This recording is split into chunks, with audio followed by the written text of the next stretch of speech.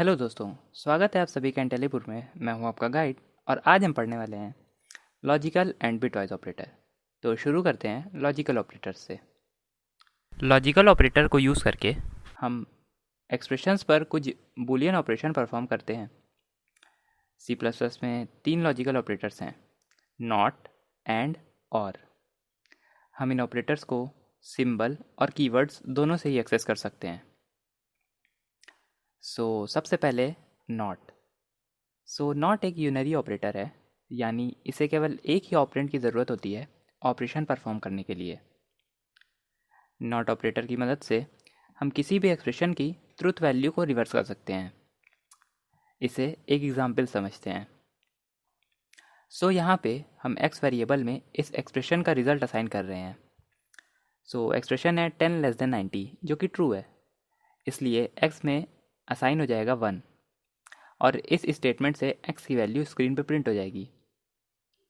अब जो next line है उसमें एक्सप्रेशन तो सेम है, लेकिन उसके आगे नॉट लग गया है, जो कि इस एक्सप्रेशन की ट्रुथ वैल्यू को रिवर्स कर देगा। इस एक्सप्रेशन की वैल्यू रिवर्स होके फॉल्स हो जाएगी और x में असाइन हो जाएगा 0। आप आउटपुट में भी देख सकते हैं दोनों ही वैल्यूज सही हैं। यहाँ पर एक बात नोट करने वाली है, और ये 2000 की वैल्यूएबल नोट है, तो इसे मिस बिल्कुल मत कीजिएगा। इस नोट में लिखा है कि every non zero value is considered as true. अभी तक हम सिर्फ 1 को ट्रू मान के चल रहे थे, लेकिन जितने भी पॉजिटिव और नेगेटिव नंबर्स हैं उन्हें भी ट्रू कंसिडर करते हैं, जैसे 2, 3, -1, -2 एक्सेट्रा सभी को ट्रू कंसिडर करते हैं। सिर्फ 0 को ही फॉल्स कंसिडर करते हैं।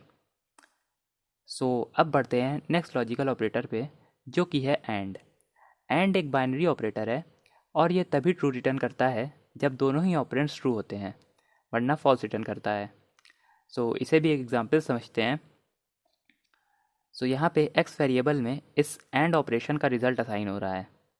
पहले वाले में 10 लेस देन 90 और 56 लेस देन 78 दोनों ही एक्सप्रेशंस ट्रू हैं, इसलिए इस एंड ऑपरेशन का रिजल्ट ट्रू होगा और x में असाइन हो जाएगा 1। नेक्स्ट में ये वाला तो ट्रू है, लेकिन 10 ग्रेटर देन 45 फॉल्स है, और अगर एक भी फॉल्स हो तो एंड का रिजल्ट तो फॉल्स ही होगा, इसलिए x में असाइन हो जाएगा 0। अब इस वाले में ये वाला तो फॉल्स है और ये वाला ट्रू है, लेकिन एक फॉल्स होने की वजह से इसका रिजल्ट भी फॉल्स हो जाएगा और x में असाइन हो जाएगा 0। नेक्स्ट वाले में दोनों ही फॉल्स हैं, इसलिए इसका रिजल्ट फॉल्स हो जाएगा और x में 0 असाइन हो जाएगा। आप आउटपुट में भी देख सकते हैं। अब बढ़ते हैं और ऑपरेटर की तरफ। और भी एक बाइनरी ऑपरेटर है और ये तभी फॉल्स रिटर्न करता है जब दोनों ही ऑपरेंड्स फॉल्स होते हैं, वरना सारे ही केसेस में ये ट्रू रिटर्न करता है। इसे भी एक एग्जाम्पल समझते हैं। यहाँ देखिए, पहले वाले में दोनों ही ट्रू हैं, तो और का रिजल्ट ट्रू होगा और x में असाइन हो जाएगा 1। नेक्स्ट वाले में ये वाला ट्रू है और ये वाला फॉल्स, लेकिन एक भी एक्सप्रेशन ट्रू है तो रिज़ल्ट ट्रू ही होगा, तो x में असाइन हो जाएगा 1। इस वाले में ये वाला फॉल्स है और ये वाला ट्रू, इसलिए और का रिज़ल्ट भी ट्रू हो जाएगा। लास्ट वाले में दोनों ही फॉल्स है, जिसकी वजह से और का रिज़ल्ट फॉल्स होगा। आप आउटपुट में भी देख सकते हैं। नेक्स्ट है शॉर्ट सर्किट। ये इलेक्ट्रिकल वाला शॉर्ट सर्किट नहीं है, बल्कि प्रोग्रामिंग वाला शॉर्ट सर्किट है। शॉर्ट सर्किट कंपाइलर द्वारा परफॉर्म किया जाता है, जिसे कंपाइलर लॉजिकल ऑपरेशंस में अननेसेसरी कैलकुलेशंस को अवॉइड करने के लिए करता है। जैसे इस एग्जांपल में देखिए, ये वाला एक्सप्रेशन फॉल्स है। अगर एंड ऑपरेटर में एक भी फॉल्स हो तो वो फॉल्स रिटर्न करेगा, फिर चाहे दूसरा ऑपरेंड ट्रू ही क्यों ना हो। इसलिए कंपाइलर यहाँ पे शॉर्ट सर्किट कर देगा और चेक वेरिएबल में 0 असाइन कर देगा, आगे के एक्सप्रेशंस को इवेल्युएट किए बिना। आप आउटपुट में भी देख सकते हैं x और y की वैल्यू चेंज ही नहीं हुई है, क्योंकि कंपाइलर ने जैसे ही देखा एंड ऑपरेशन का लेफ्ट ऑपरेंड फॉल्स है, तो वो वहाँ पे शॉर्ट सर्किट करके आगे बढ़ गया। सेम और ऑपरेटर के लिए भी होता है। अगर पहला ऑपरेंड ट्रू हो तो फिर चाहे दूसरा ऑपरेंड फॉल्स ही क्यों ना हो, और का रिजल्ट तो ट्रू ही होगा, इसलिए कंपाइलर शॉर्ट सर्किट करेगा और चेक में 1 असाइन कर देगा और आगे के एक्सप्रेशंस को अननेसेसरी मान के उन्हें इग्नोर कर देगा। आई होप आपको लॉजिकल ऑपरेटर समझ में आ गया होगा।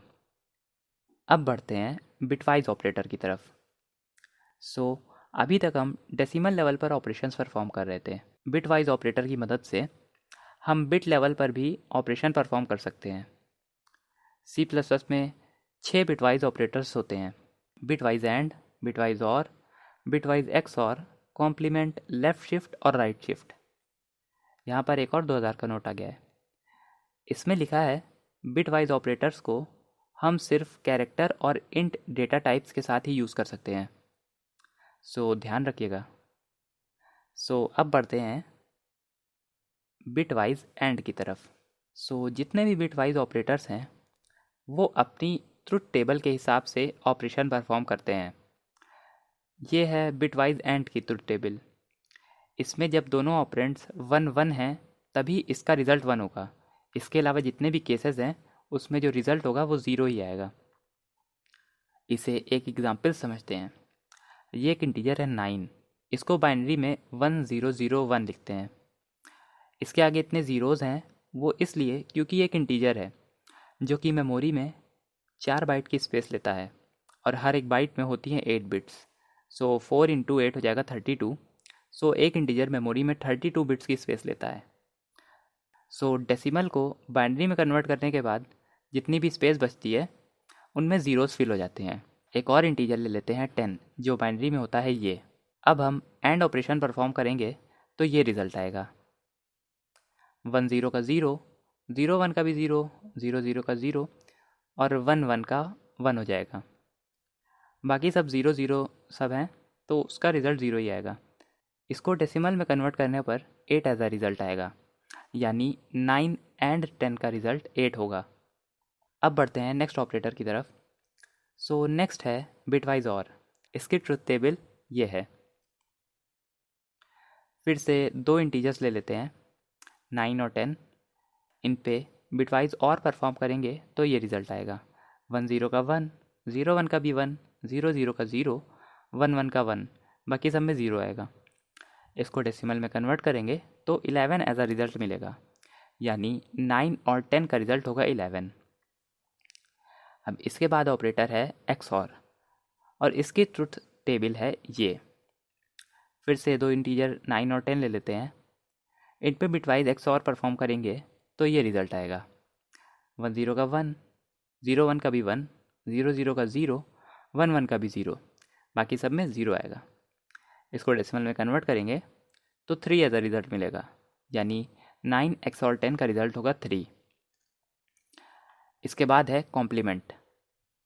कॉम्प्लीमेंट ऑपरेटर यूनरी ऑपरेटर है और ये बिट्स को रिवर्स कर देता है, यानी 0 का 1 हो जाएगा और 1 का 0। अगर हम 10 का कॉम्प्लीमेंट करेंगे तो हमें ये रिज़ल्ट मिलेगा। यहाँ पे जितनी भी बिट्स हैं वो रिवर्स हो गई हैं। इसको डेसिमल में कन्वर्ट करेंगे तो ये रिज़ल्ट आएगा। लेकिन एक सेकेंड, ये नंबर तो इंटीजर की मैक्स लिमिट से ज़्यादा है, तो हमारा आउटपुट तो गलत हो जाएगा। यहाँ पर एक बात नोट करने वाली है कि ये रिज़ल्ट तभी आएगा जब इंटीजर अनसाइंड होगा, क्योंकि अनसाइंड की जो रेंज होती है वो इंटीजर से डबल होती है और वो इसे होल्ड कर पाएगा। अगर डेटा टाइप अनसाइंड नहीं होगा तो कॉम्प्लीमेंट ऑपरेटर सिंपल कॉम्प्लीमेंट की जगह वंस कॉम्प्लीमेंट कर देगा और रिज़ल्ट आ जाएगा -11। वंस और टूस कॉम्प्लीमेंट को हम डिटेल में पढ़ेंगे बिट मैनिपुलेशन चैप्टर में। अभी बढ़ते हैं नेक्स्ट ऑपरेटर पे। नेक्स्ट है लेफ़्ट शिफ्ट ऑपरेटर। ये ऑपरेटर बिट्स को लेफ़्ट की तरफ शिफ्ट कर देता है कुछ सर्टेन नंबर ऑफ प्लेसेस से। यहाँ पर ए की बिट्स को शिफ्ट करेंगे बी नंबर ऑफ प्लेसेस तक। इस एग्जांपल समझते हैं। ये है 10 बाइनरी फॉर्म में। अब 10 लेफ़्ट शिफ्ट 1 से हम बिट्स को 1 प्लेस लेफ़्ट की तरफ शिफ्ट कर देंगे। अब जो लेफ़्ट मोस्ट बिट है वो डिस्कार्ड हो जाएगी, जिसकी वजह से राइट में एक स्पेस खाली हो जाएगी और वहाँ पे 0 आ जाएगा एक रिप्लेसमेंट बिट के तौर पे, और ये हो जाएगा हमारा फाइनल रिज़ल्ट। इसको डेसिमल में कन्वर्ट करेंगे तो रिज़ल्ट आएगा 20। यहाँ पर एक और नोट आया है। इसमें लिखा है A left shift B is equal to A multiplied by 2 की पावर बी। अब इसे चेक भी कर लेते हैं। सो हमने देखा 10 लेफ़्ट शिफ्ट 1, तो 10 मल्टीप्लाई बाय 2 की पावर 1 अगर हम करेंगे तो रिज़ल्ट 20 ही आएगा। अब नेक्स्ट है राइट शिफ्ट ऑपरेटर। ये ऑपरेटर बिट्स को राइट की तरफ शिफ्ट कर देता है कुछ सर्टेन नंबर ऑफ प्लेसेस से। यहाँ पर ए की बिट्स को शिफ्ट करेंगे बी नंबर ऑफ प्लेसेस तक। इसे एग्जाम्पल समझते हैं। सो ये है 10 बाइनरी फॉर्म में। अब 10 राइट शिफ्ट 1 से हम बिट्स को 1 प्लेस राइट की तरफ शिफ्ट कर देंगे। अब जो यहाँ पे राइट मोस्ट बिट होगी वो डिस्कार्ड हो जाएगी या एलिमिनेट हो जाएगी, जिसकी वजह से लेफ़्ट में एक स्पेस खाली हो जाएगी और वहाँ पे 0 आ जाएगा रिप्लेसमेंट बिट के तौर पे, और ये हो जाएगा हमारा फाइनल रिज़ल्ट। इसको डेसिमल में कन्वर्ट करेंगे तो रिज़ल्ट आएगा 5।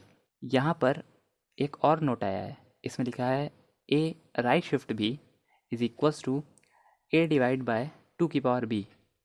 सो जैसे इस एग्जांपल में हम 10 को राइट शिफ्ट कर रहे हैं 1 से, तो अगर हम 10 को डिवाइड करेंगे 2 की पावर 1 से तो रिज़ल्ट 5 ही आएगा।